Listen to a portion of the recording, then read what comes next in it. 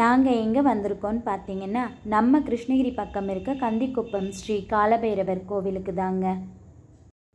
இந்த கோவிலில் என்ன சிறப்புன்னா, ஒவ்வொரு மாதமும் வரக்கூடிய தேய்பிறை அஷ்டமியை ரொம்ப விசேஷமாக செய்வாங்க.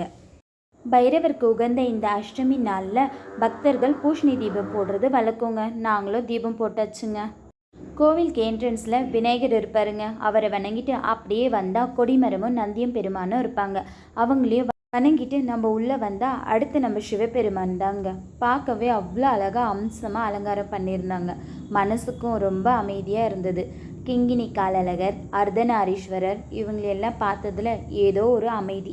பைரவர் பாதம், பைரவர் தரிசனம். பைரவரும் சும்மா சொல்லக்கூடாதுங்க, ரொம்ப சூப்பராக அலங்காரம் பண்ணியிருந்தாங்க. பக்கத்தில் இருக்க குளத்தில் மீன்கள் ஆமைகள்லாம் இருக்கிறதுனால எங்கள் பாப்பா போய் பார்த்துட்டு இருந்தாங்க. பைரவர் சுவாமிகள் திருக்கரங்களால் காசியிலிருந்து கொண்டு வரப்பட்ட காசி விஸ்வநாதருக்கு நம்ம கையால் அபிஷேகம் பண்ணுற பாக்கியமும் இங்கே உண்டுங்க.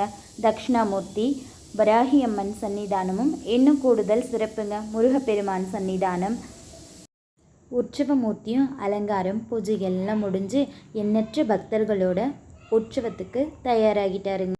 கோவிலில் இருக்க கோசாலைக்கு போயிட்டு அங்கேருந்து செல்ல பிராணிகளோடு நம்ம கொஞ்ச நேரம் டைம் ஸ்பெண்ட் பண்ணிவிட்டு அதுக்கடுத்து நம்ம போனது தாங்க அன்னதான கூடம்.